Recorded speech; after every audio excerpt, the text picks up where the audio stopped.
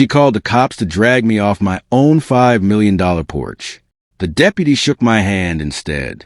The morning started like every other peaceful day at my estate. I settled into my favorite chair on the front porch with a cup of coffee, taking in the lawn and the stone fountain. Buying this place had been the biggest achievement of my life. I never imagined a total stranger would show up and try to convince the whole street I didn't belong here. A woman in a bright pink blazer came marching up my driveway. No introduction, no permission asked. She stopped a few feet away, pointed straight at me, and announced she was president of the neighborhood HOA. Before I could get a word in, she demanded I leave the property immediately for refusing to register with the association. Her voice carried far enough that neighbors started drifting toward their sidewalks to watch. I asked her calmly to show me any document proving my home was actually part of her HOA. She didn't answer. She just crossed her arms and told me everyone in the area followed her rules. Full stop. When I asked again for proof, she got louder and then pulled out her phone and called the sheriff, telling them an unauthorized man was refusing to leave a residence. More neighbors gathered while we waited. Some whispered. Some just stared at me like the verdict was already in. The HOA president stood near the driveway with a satisfied little smile, clearly expecting deputies to haul me off in front of everyone. A few minutes later, 2 patrol cars pulled into my driveway, lights on. The lead deputy stepped out, looked toward the porch, and walked straight over, smiling, hand already out. "Good to see you again, sir." The whole crowd went quiet. The HOA president's confidence vanished on the spot.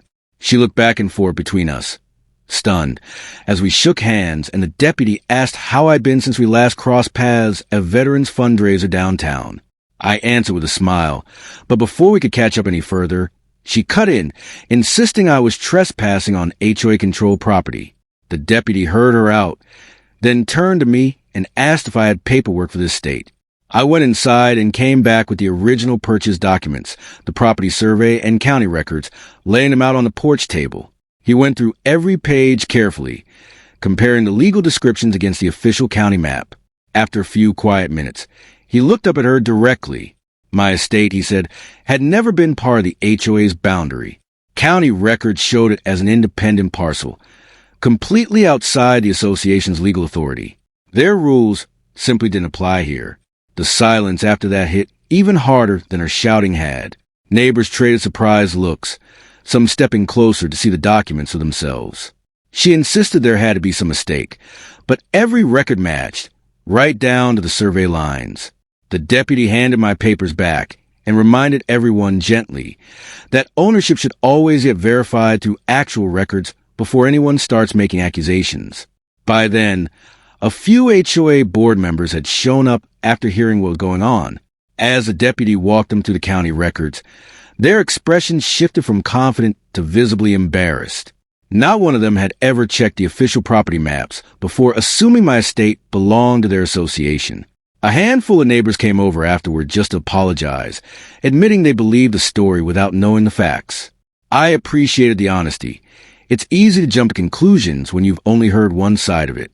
The following week, I sat down with my attorney and organized every property record into one clean file.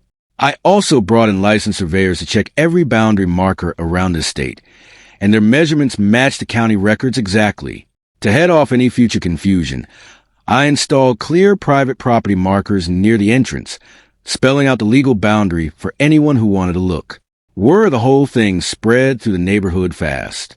At the HOA's next meeting, board members openly questioned why nobody had verified the records before calling law enforcement in the first place. It became the kind of story people use as a reminder. Check the facts before you act on an assumption. Over time, the whole mood around the neighborhood shifted. Neighbors who used to watch from a distance started waving and stopping to chat whenever they passed my driveway. Even the deputy gives a little wave now when he's out on patrol. Standing on my porch one evening, I realized the real win here was never about proving someone wrong.